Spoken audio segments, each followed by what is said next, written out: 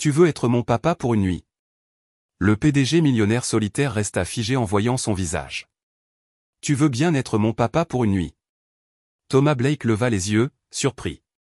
La voix venait d'une petite fille debout à quelques mètres devant lui, menue et grelottant de froid. Elle portait un pull en laine rouge visiblement de seconde main, les manches retroussées jusqu'au poignet. Ses boucles blondes dépassaient d'un bonnet tricoté, et ses joues étaient roses à cause du vent mordant. C'était la veille de Noël à New York.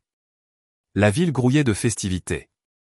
Des couples se tenant la main, des familles sortant des restaurants, des rires flottant des fenêtres d'appartements au-dessus. Central Park était illuminé de lumières dorées enroulées autour des lampadaires en fer, se reflétant sur des plaques de neige qui ne s'étaient pas encore transformées en gadou. Mais ici, sur un banc tranquille au bord du parc, le monde semblait immobile. Thomas était assis en solitaire, vêtu d'un impeccable manteau de laine sombre sur un costume bleu marine, des gants de cuir à une main, l'autre posé sur une petite boîte cadeau emballée sans étiquette.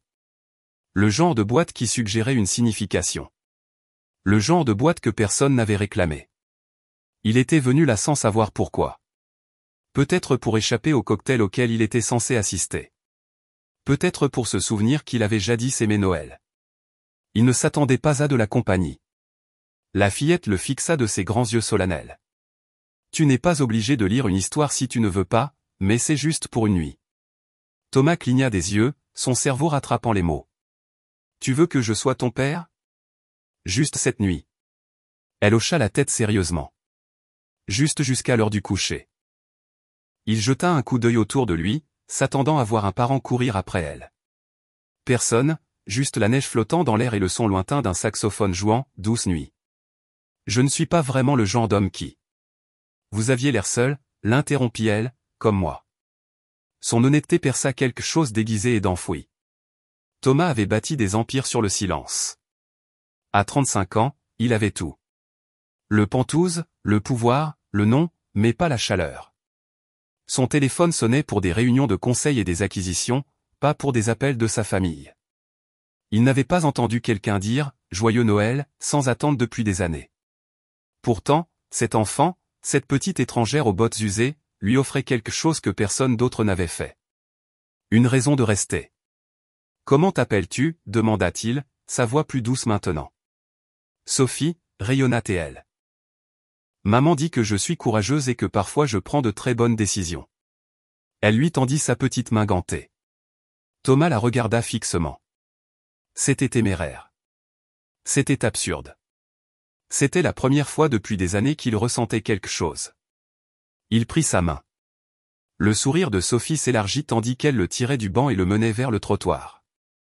Elle n'hésita pas, ne demanda pas s'il était sûr, elle marcha simplement avec assurance comme si c'était la chose la plus naturelle au monde, comme si elle l'avait déjà fait. « Où allons-nous » demanda-t-il. « Chez moi. On dîne. » « Eh bien, un petit dîner. Maman a fait un ragoût de poulet. » Thomas hésita au coin de la rue. « Ta mère sait que tu invites des inconnus à dîner? Elle ira bien quand elle te verra. Elle me fait confiance. Cela semble peu probable. » Sophie gloussa et le tira dans une ruelle étroite, puis dans une allée plus petite où les bâtiments étaient plus anciens. La peinture s'écaillait et les fenêtres étaient embuées. Des guirlandes lumineuses clignotaient irrégulièrement sur un balcon du 2e étage. Thomas eut à peine le temps de remarquer l'extérieur de la petite maison avant que Sophie n'ouvre la porte d'un coup sec et ne court à l'intérieur. Une bouffée d'air chaud parfumé au romarin et à quelque chose de légèrement sucré lui caressa le visage. Le son de grésillement provenant de la cuisine emplit l'air. Puis le silence. Elle se retourna. Thomas resta figé sur le seuil. Anna, les cheveux blonds noués en une tresse fatiguée, les manches retroussées, une tache de farine sur la joue. Ses yeux, toujours d'un bleu orageux, s'écarquillèrent lorsqu'ils se posèrent sur lui. Une assiette lui glissa des mains et tomba bruyamment dans l'évier. Pendant un long moment, aucun d'eux ne parla. Le vent dehors hurlait comme s'il connaissait l'importance de ce moment. Thomas retrouva sa voix le premier. Anna. Ses lèvres s'entr'ouvrirent, mais aucun son n'en sortit. 1000 émotions traversèrent son visage. Choc, incrédulité, quelque chose de dangereusement proche de la panique. Elle finit par murmurer, « Que fais-tu ici » Il baissa les yeux vers Sophie, qui enlevait déjà ses chaussures. « Elle m'a demandé de venir. » « Je ne savais pas, » Anna s'avança, bloquant l'entrée de son corps. Elle a 3 ans. Elle dit des choses. Tu n'aurais pas dû écouter. Sa voix avait maintenant un ton vif, plus coupant, plus froid. Mais en dessous, Thomas entendit autre chose. La peur. Sophie tira sur la manche de sa mère. Maman, c'est mon papa de Noël. Juste pour cette nuit, tu te souviens? Tu as dit qu'on devait être gentil avec les gens seuls. Anna eut le souffle coupé. Ses yeux passèrent de sa fille à l'homme qui avait autrefois tout signifié pour elle. Thomas recula d'un pas, si c'est trop, je partirai. Oui, dit Anna immédiatement, presque trop rapidement. Je pense que ce serait le mieux. Mais Sophie jeta ses bras autour de sa jambe. Non, pleura-t-elle, sa voix tremblante. S'il te plaît, ne pars pas. Il a dit qu'il resterait pour le dîner. Tu as dit qu'on devait partager, maman. Anna s'accroupit, essayant de démêler doucement les bras de Sophie. Mon cœur, parfois les adultes. Je l'aime bien, insista Sophie, levant des yeux suppliants vers Thomas. Il n'a pas ri quand j'ai dit que je voulais un papa. Le cœur de Thomas se serra. Il regarda Anna. Elle était figée, déchirée entre ses instincts. Ses yeux étaient vitreux maintenant. Après un long silence, elle se leva et recula, les bras croisés fermement sur sa poitrine. Le dîner refroidit, murmura-t-elle. Reste si tu dois. Mais ne te mets pas à l'aise. Thomas entra doucement, refermant la porte derrière lui. Il ne dit rien en enlevant son manteau. La maison était modeste, petite, avec du papier peint écaillé dans les coins et des parquets éraflés, mais elle était chaleureuse, habitée. Un dessin fané pendait de travers sur le réfrigérateur. Sophie sauta sur une chaise et commença à fredonner une mélodie de Noël, totalement inconsciente de l'orage qui planait dans la pièce. Anna se déplaçait dans la cuisine avec une précision habituelle, le dos tourné à Thomas. Il s'assit à côté de Sophie, observant silencieusement la scène. Le dîner fut servi. Poulet rôti, purée de pommes de terre, haricots verts et un petit bol de sauce aux érelles. Simple, familial, fait avec effort. Le silence était suffocant. Thomas essaya de se concentrer sur Sophie, qui babillait sur les rennes et le globe de neige scintillant qu'elle avait vu à la bibliothèque. Il sourit faiblement, mais ses yeux ne cessaient de se tourner vers Anna, dont le visage restait soigneusement vide d'expression. Puis vint le moment. Sophie prit sa fourchette, examina son assiette et poussa aussitôt tous les haricots verts dans le coin le plus éloigné. Elle sépara ses pommes de terre du poulet et mâcha tout sur le côté gauche de sa bouche. Thomas se figea. Il regarda ses propres haricots verts intacts, son assiette parfaitement compartimentée, le même tic de mastication, jusque dans le mouvement de sa mâchoire. Quelque chose en lui bougea. Il fixa Sophie une seconde de trop.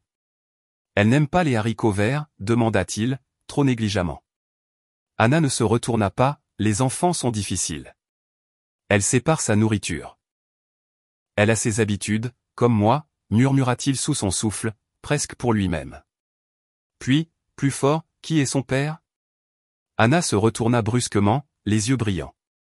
Cela ne vous regarde pas, Sophie s'interrompit en pleine bouchée, les regardant tous les deux. Thomas se cala sur sa chaise, abasourdi par la véhémence dans la voix d'Anna. Commença-t-il, mais elle le coupa. Elle est à moi. C'est tout ce que vous avez besoin de savoir. Elle lui tourna à nouveau le dos, mais cette fois ses épaules tremblaient. Et quand elle crut que personne ne la regardait, elle essuya ses yeux du revers de sa main. Thomas vit, et soudain la chaleur de la pièce sembla plus froide que l'hiver dehors. Quelque chose n'allait pas. Il regarda la petite fille à côté de lui, riant doucement de sa propre moustache de purée. Quelque chose n'allait vraiment pas, et il le sentait dans ses os. Après le dîner gênant, Thomas et Anna s'assirent côte à côte sur le petit canapé dans le salon faiblement éclairé. Sophie, étendue sur ses genoux, dormait profondément. Sa respiration douce accompagnait le bourdonnement des lumières de Noël à l'extérieur. Thomas se déplaça doucement, attentif à ne pas la réveiller, sentant le mouvement régulier de sa petite poitrine. Dans la douce lueur d'une seule lampe, Thomas se tourna vers Anna. « Pourquoi es-tu parti sans rien dire ?» demanda-t-il, la voix rauque d'émotion. 4 ans. Comment as-tu traversé tout ça? Les yeux d'Anna vacillèrent, un océan de douleur y était contenu. Elle fixa le sol, traçant le motif floral du tapis, sa voix à peine un murmure. Tout cela appartient au passé. N'en parle pas. Il y a des choses que tu ne pourrais jamais comprendre. Thomas la regarda, le cœur déchiré. Il essaya d'imaginer ces années de silence, sa vie cachée quelque part loin de son Penthouse, inconnu, vulnérable. Les souvenirs vifs de leur rire revinrent en cascade.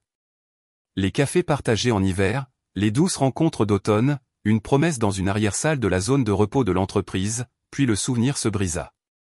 4 ans auparavant, ils étaient inséparables. Elle était la fille du gardien de sécurité, pleine de lumière et de tendresse. Elle le tutoyait quand il peinait avec l'algèbre les soirs à l'université. Lentement, leur amitié se transforma en quelque chose de plus profond, un monde nocturne éclairé par les réverbères et des rêves murmurés. Quand ils commencèrent à sortir ensemble, elle prit soin de garder le secret. Elle savait ce qui se passerait quand le visage de son père apparaîtrait à la fenêtre de sa voiture. Et elle eut raison. Un jour, son père fit une dépression nerveuse au travail. Il fut renvoyé pour insubordination. Une insubordination qui n'avait jamais vraiment eu lieu. En coulisses, les rumeurs avaient commencé. L'influence de sa famille. La désapprobation de sa mère. La mère de Thomas avait usé de son influence pour rendre le licenciement définitif. La fierté autrefois inébranlable de son père s'étiola du jour au lendemain. À la maison, la grand-mère de Sophie était malade et son jeune frère avait besoin de médicaments. Ils vendirent la maison. Ils emménagèrent dans un appartement exigu dans un quartier lointain où personne ne connaissait le visage d'Anna ou son histoire. Tard une nuit, dans une pièce peu meublée, elle se réveilla en état de choc. Enceinte. Elle n'appela pas Thomas. Comment aurait-elle pu? Il était destiné à de meilleures choses. Elle aurait brisé sa vie. Alors elle n'appela pas. Elle fit semblant d'être quelqu'un d'autre, ailleurs. Elle attendit. Elle garda le silence. Toute cette émotion, ce désir, ce chagrin, cette fierté revinrent en cascade. Ses larmes menacèrent à nouveau. Thomas regarda silencieusement, sachant qu'il l'avait autrefois laissée disparaître, croyant qu'elle avait choisi une autre vie. Et maintenant, elle était assise à côté de lui, le fantôme de cette vie blottie contre sa poitrine. La pièce devint lourde de motus. Anna se blottit contre la coudoir du canapé tandis que Sophie bougeait, la tapotant de ses doigts endormis. Il s'agenouilla et caressa doucement les cheveux de Sophie. Anna, commença-t-il doucement. Je t'ai attendu. Je suis resté sur notre banc dans le parc. Je suis revenu ici semaine après semaine, espérant te retrouver. Anna leva la tête, son expression pleine d'incrédulité. Thomas insista. Je chuchotais ton nom dans la nuit, pensant que si tu m'entendais, tu reviendrais. Elle le regarda dans les yeux, brute et vulnérable, et la digue se rompit. Elle se couvrit le visage, laissant les larmes couler. Oui, murmura-t-elle. J'ai détesté que tu ne sois pas là quand j'avais besoin de toi. J'ai détesté que tu ne me protèges pas. Parfois, c'est encore le cas. Thomas tendit la main et lui tint la sienne. Elle ne se retira pas. Sophie dormait toujours, respirant calmement. Ils se sont servis de moi pour te contrôler, continua Anna entre ses larmes. Ta famille, mon père, la perte. Je devais la protéger, me protéger. J'ai pensé qu'en m'éloignant discrètement, je vous donnais à tous les deux la liberté. Thomas ferma les yeux, laissant ses mots s'installer dans le silence. Il se pencha et lui embrassa la main. Il tourna son regard vers l'enfant endormi. Quoi que tu aies eu besoin, murmura-t-il. J'aurais dû savoir. Et je suis désolé. Anna hocha la tête, tremblante. Sophie bougea légèrement, marmonna dans son sommeil et se serra contre lui. Ils restèrent assis en silence, 3 ombres dans la lueur de la lampe, se tenant l'un l'autre comme une fragile bouée de sauvetage. À ce moment-là, l'orage dehors, le jugement, le chagrin, les années d'absence semblaient lointains. Ici, dans le calme, l'amour avait retrouvé son chemin. Le lendemain matin, la neige saupoudrait encore les rues comme du sucre-glace.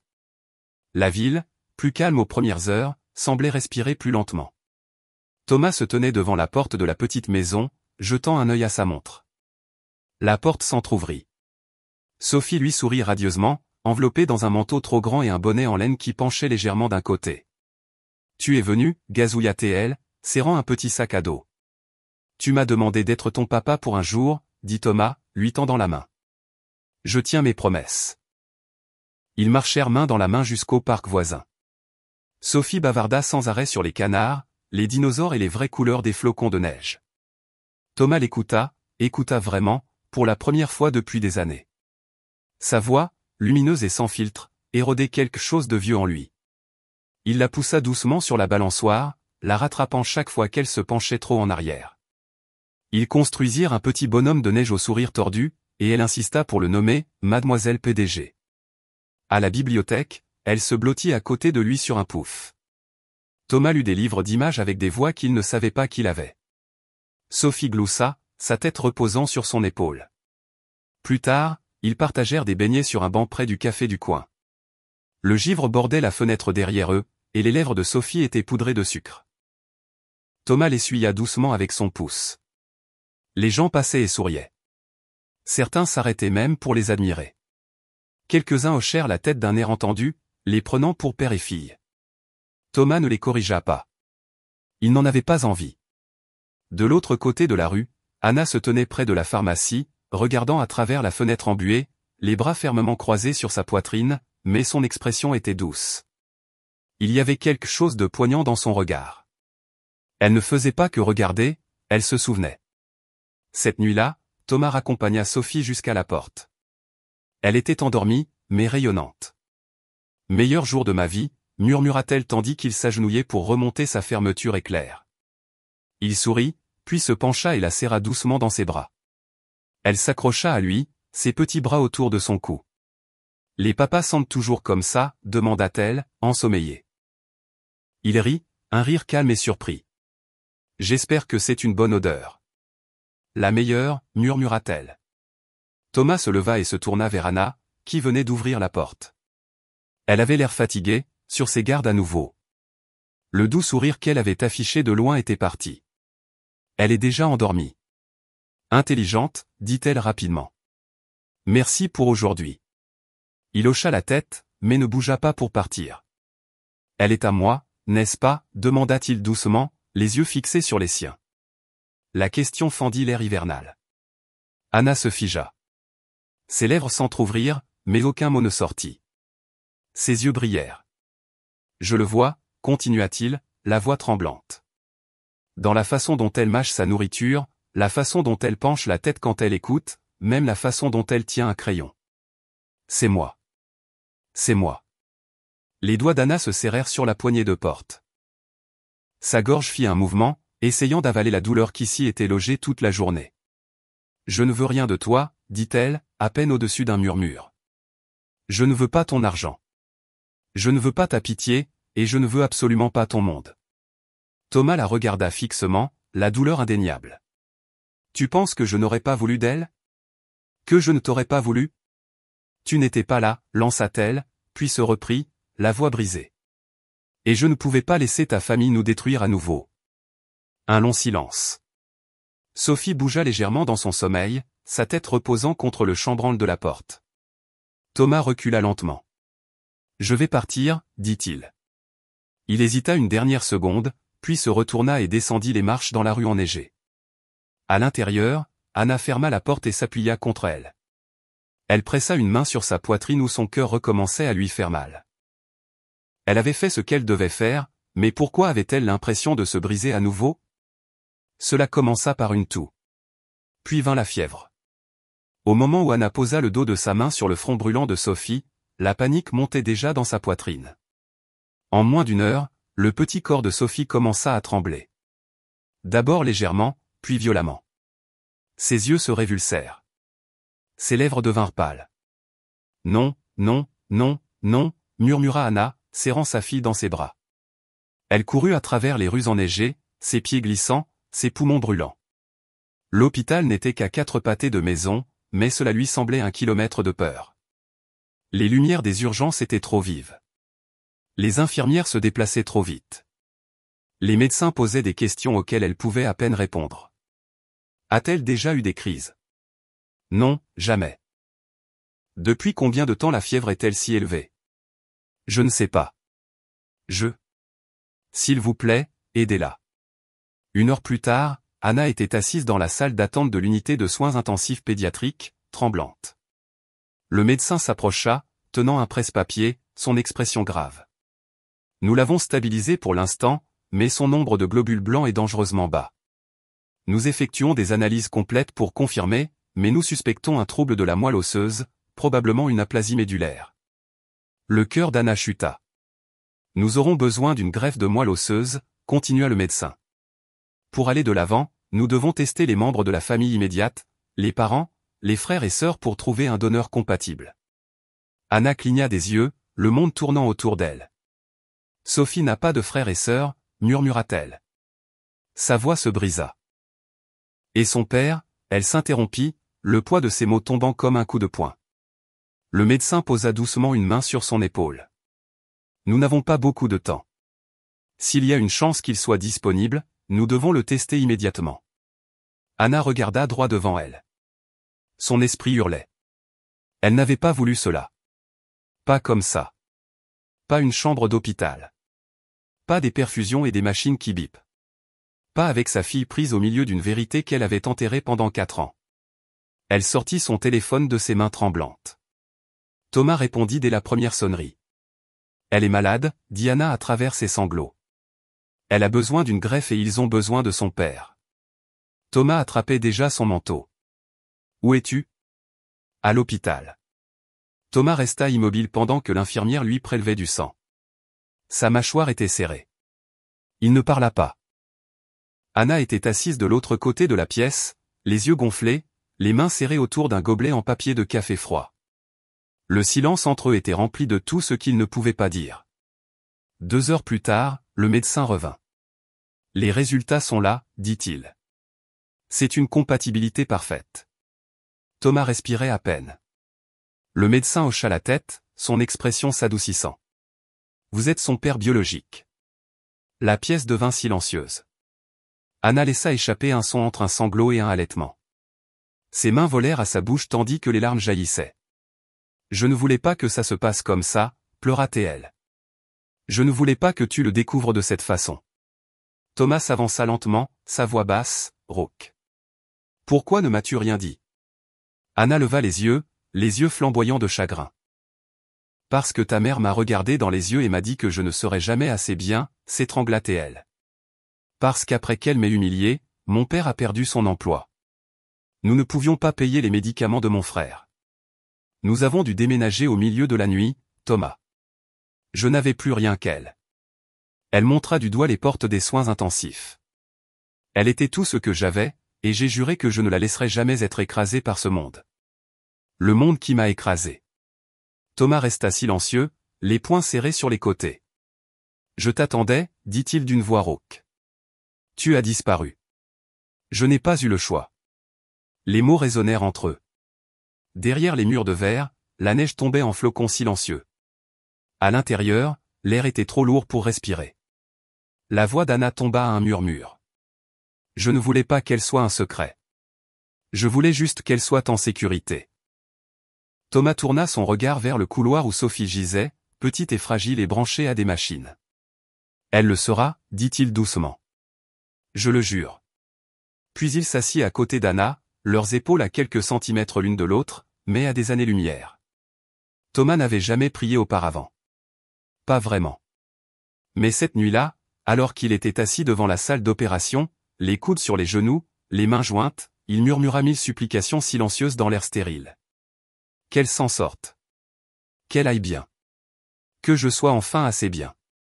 Lorsque la porte s'ouvrit enfin et que le médecin lui fit un petit signe de tête, elle est stable. La greffe a réussi. Thomas sentit son souffle quitter son corps en un souffle, comme s'il l'avait retenu pendant des années. Il ne rentra pas chez lui. Il refusa la chambre privée qu'on lui offrait. Il resta à côté de Sophie. Elle paraissait incroyablement petite sous les draps d'hôpital, un bandage sur le bras, les joues pâles, mais paisibles. Thomas s'assit sur la chaise près de son lit et commença à lire. Au début, sa voix était raide, corporate. Puis, il s'adoucit. Il lut des histoires de dragons et de petites filles avec des capes. Il changea de voix, fit des bruitages. Quand Sophie bougea, à peine réveillée, il lui dit doucement « Je suis là. Papa est là. » Et quand elle se rendormit, il resta. Il ne bougea pas. La lumière du matin se répandit par la fenêtre, douce et dorée. Anna se tenait devant la porte, le regardant. Sa main était appuyée contre la vitre, le cœur endolori par quelque chose qu'elle avait si longtemps lutté pour faire taire. À l'intérieur, Thomas remonta la couverture jusqu'au menton de Sophie, puis se cala dans son fauteuil, épuisé, mais toujours éveillé. Il ne l'avait pas quittée, pas une seule fois. Anna essuya ses yeux avant d'entrer. Ses pas étaient doux. Thomas leva les yeux. Elle le fixa, les yeux pleins, la voix un murmure. « Tu pourrais être le père dont elle a besoin, dit-elle. » Il ouvrit la bouche, mais elle continua, sa voix tremblante. « Mais peux-tu être l'homme en qui je peux à nouveau avoir confiance ?» Thomas se leva, ne sachant comment répondre. « Je t'ai aimé, dit-elle. Tellement que ça faisait mal. Et quand j'ai eu le plus besoin de toi, j'étais seul. Je sais que ce n'était pas entièrement ta faute, mais tu n'es pas venu me chercher. Je ne savais pas, dit-il. Ta mère a dit que tu étais parti, que tu étais passé à autre chose, et la tienne a dit que je n'étais rien. » L'air devint lourd.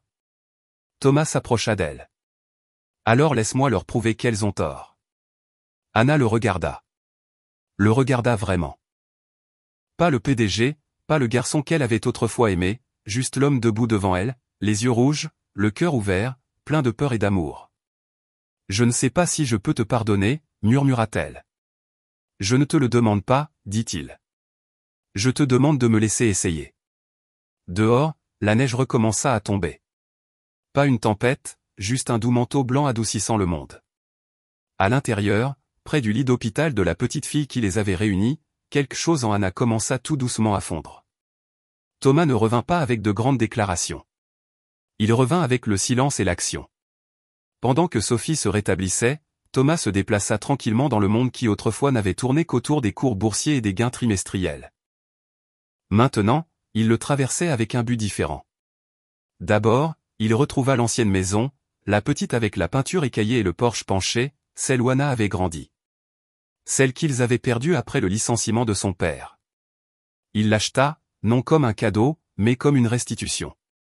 Il restaura le toit, répara les fenêtres, repeignit la porte du jaune pâle qu'Anna aimait tant. Puis il retrouva le dossier de son père, John Evans. Un homme injustement licencié sous de discrètes pressions, son dossier terni simplement pour être le père d'une fille tombée amoureuse du mauvais garçon. Thomas utilisa son nom, son influence, et surtout, la vérité. La lettre qu'il soumit au conseil d'administration fut simple et sans concession. « Ma famille a commis une erreur », écrivit-il.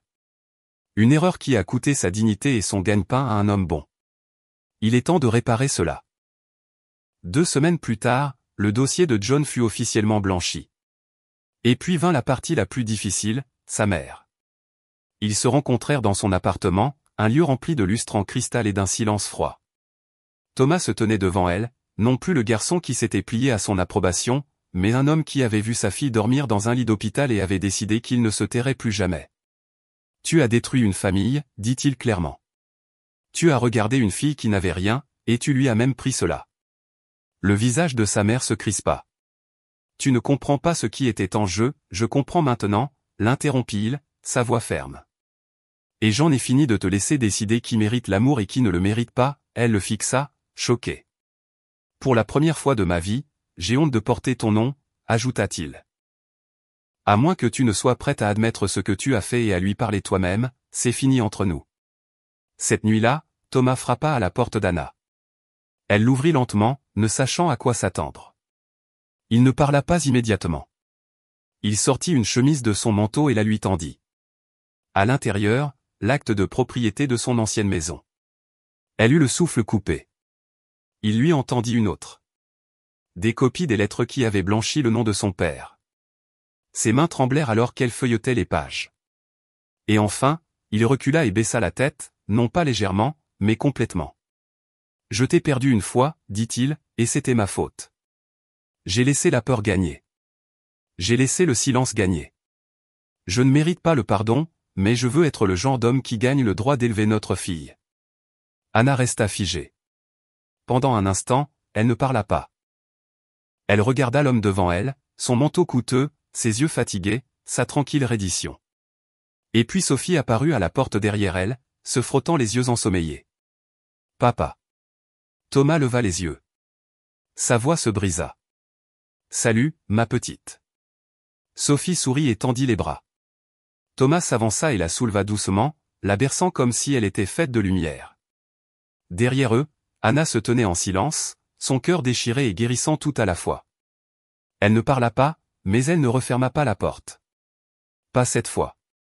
1 an plus tard, la neige dehors dansait comme des plumes venues du ciel, tombant doucement sur les toits de la petite maison nichée au bord de la ville. Les fenêtres brillaient d'une lumière chaude et dorée. À l'intérieur, le parfum de la cannelle et du pain emplit l'air. Un sapin se tenait dans le coin du salon, grand, imparfait, magnifique, couvert d'ornements dépareillés, certains achetés en magasin, d'autres faits de paillettes et de bâtonnets de glace.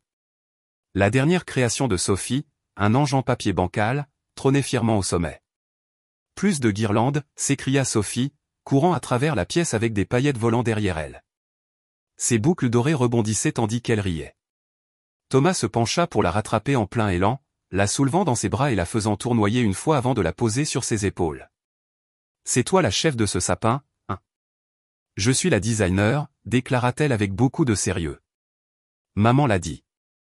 De l'autre côté de la pièce, Anna gloussa en démêlant une guirlande lumineuse. Ses cheveux blonds étaient lâches autour de ses épaules, ses joues rougies par le rire et la chaleur. Il y avait une douceur en elle maintenant, une légèreté qui s'était enracinée lentement au cours des derniers mois. Une guérison tranquille. Quand le sapin fut terminé, débordant de lumière, d'ornements et de guirlandes tordues, Sophie frappa des mains. C'est parfait. Puis, alors que l'heure du coucher approchait, elle tira sur le pull de Thomas. Papa, histoire. Thomas hocha la tête, sa voix déjà douce. Bien sûr. Il s'assit sur le canapé, les bras ouverts, et Sophie grimpa sur ses genoux sans hésitation, se blottissant sous son menton. Anna les rejoignit, se blottissant à côté de Thomas et posant légèrement sa tête sur son épaule. Il ouvrit un livre d'images usées, un qu'ils avaient lu de nombreuses fois auparavant, et commença, il était une fois, dans un pays pas si lointain. Sa voix était stable, apaisante. Un ton qu'il réservait autrefois aux salles de conférences et aux négociations, emplissait maintenant un petit salon de confort et de magie. Tandis qu'il lisait, les paupières de Sophie commencèrent à papillonner. Ses petits doigts s'agrippèrent au coin de la page, et sa respiration ralentit. À mi-chemin de l'histoire, Thomas fit une pause. Il regarda l'enfant dans ses bras, puis la femme à côté de lui. Et pendant un instant, le temps s'arrêta. Je pensais que le silence protégeait les gens, dit-il doucement. Que si je restais silencieux, si je restais distant, je pouvais m'empêcher de me briser. Anna le regarda. J'ai tout perdu une fois parce que je n'ai pas combattu. Parce que je n'ai pas parlé. Mais je ne ferai plus jamais cette erreur. Il se tourna pour lui faire face plus pleinement, ses yeux emplis de quelque chose de profond et d'inébranlable. Je t'aime, Anna. Je l'aime. Et je le dirai chaque jour pour le reste de ma vie. Pas dans de grands discours, juste en étant là, en restant. Anna cligna des yeux, sa gorge se serrant. Sophie bougea légèrement dans ses bras, marmonnant dans son sommeil. Papa. Thomas sourit, écartant une mèche de cheveux de sa joue. Je suis juste là. Dehors, la neige continuait de tomber. Le monde était calme, paisible. À l'intérieur, 3 cœurs battaient à l'unisson. Il n'y avait pas de feu d'artifice, pas de déclaration dramatique, juste la présence, juste la chaleur. Juste un homme qui avait autrefois cru que l'amour était trop fragile pour être tenu, le serrant maintenant étroitement contre sa poitrine. Et une femme qui avait autrefois craint l'espoir, se permettant maintenant de s'y reposer. Et une petite fille qui avait autrefois demandé un père, maintenant endormie dans les bras de celui qui n'a jamais cessé d'être là. Ils n'avaient pas besoin d'un Noël parfait. Ils se avaient l'un l'autre. Et dans la douce lueur des lumières scintillantes, enveloppés dans une seule étreinte, ils avaient tout. Et c'est l'histoire d'une simple question murmurée une veille de Noël enneigé. Une question qui a fait fondre des années de silence, penser 2 cœurs brisés, et créer un foyer à partir de rien d'autre que l'amour. Parfois, les familles les plus extraordinaires ne naissent pas de circonstances parfaites, mais de personnes imparfaites qui se choisissent chaque jour. Si cette histoire vous touche, si elle vous rappelle le pouvoir discret de la présence, des secondes chances, et comment même la plus petite voix peut ramener quelqu'un à la maison, n'hésitez pas à aimer, partager et vous abonner à notre chaîne. Nous vous proposons ici des histoires qui apaisent, inspire et vous rappelle que l'amour n'est pas toujours bruyant, mais toujours réel. En attendant, continuez de croire en la magie de la présence et ne sous-estimez jamais le pouvoir d'une question simple mais courageuse. Veux-tu être mon papa, ne serait-ce qu'une nuit?